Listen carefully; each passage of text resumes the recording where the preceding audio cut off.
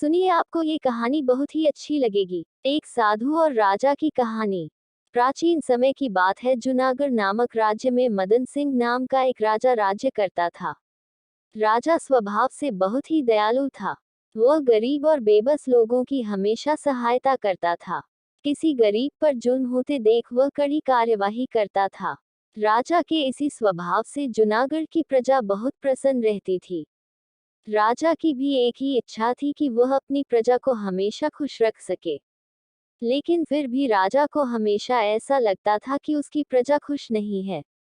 इसलिए अक्सर राजा प्रजा का हाल चाल जानने के लिए भेष बदलकर शहर में घूमा करता था और लोगों की राय जाना करता था। इसी तरह एक बार राजा घूमते घूमते शहर से बाहर जंगल की तरफ निकल गया। राजा के सभी साथी पीछे रह गए और वही जंगल में भटक गया। राजा ने अपनी चारों तरफ देखा, कोई दिखाई नहीं दिया। वह भूख से व्याकुल था और शाम भी होने वाली थी। तभी राजा को एक ऋषि की कुटिया दिखाई दी। कुटिया देखकर राजा की जान में जान आई। उसी समय राजा ने रात वहीं व्यतीत करने का फैसला किया। जब राजा ऋषि के आश्रम पर पहुंचा तो वहां पर एक ऋषि तपस्या में लीन थे और चारों तरफ बहुत ही सुंदर वातावरण था। चिड़िया चहक रही थी, पेड़ों से रस भरे फल लटक रहे थे और वातावरण बिल्कुल शांत प्रतीत होता था। राजा ने घोड़े से उतरकर ऋषि के समीप जाकर प्रणाम किया।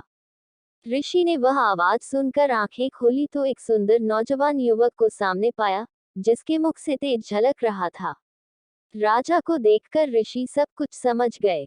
राजा ने ऋषि से रास्ता भटक जाने की बात बताई और वहां रात गुजारने के लिए अनुमति मांगी।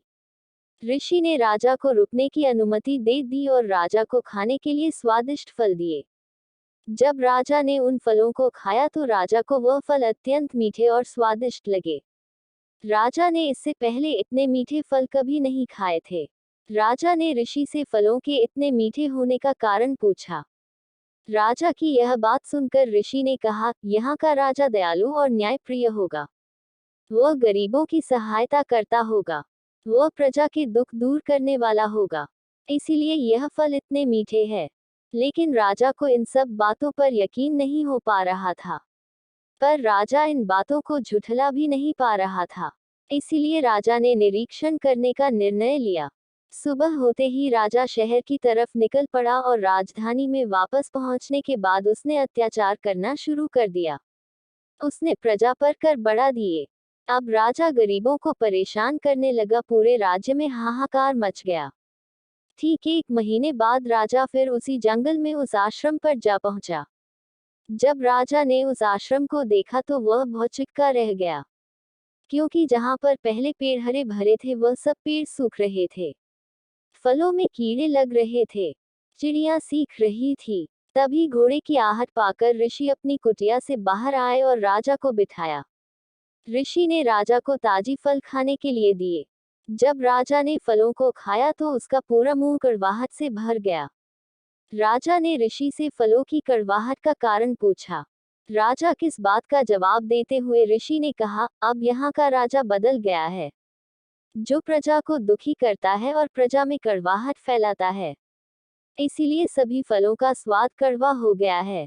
ये सब देखकर राजा बहुत प्रभावित हुआ और ऋषि को प्रणाम कर वापस लौट आया। राजा ने अगले दिन से ही पहले जैसा राज्य चलाने लगा। वह फिर से लोगों की सहायता करने लगा और उसके बदलने से फलों और प्राकृतिक में फिर से स्वाद आ गया और प्रजा फिर से सुखी रहने लगी। इस कहानी का तात्पर्य यह है, कभी किसी की जिंदगी में कड़वाहट नहीं घोलनी चाहिए, अन्यथा उस कड़वाहट का असर आपको अपने निजी जीवन में देखने को मिलेगा। आपने वह कहावत तो सुनी ही होगी कि जो दूसरों के लिए गड्ढे खोदते हैं, वह उसमें स्वयं जाकर गिरती है। आपको ये कहानी कैसी लगी कमेंट में बताएगा और ये चैनल प्लीज लाइक और सब्सक्राइब करिए।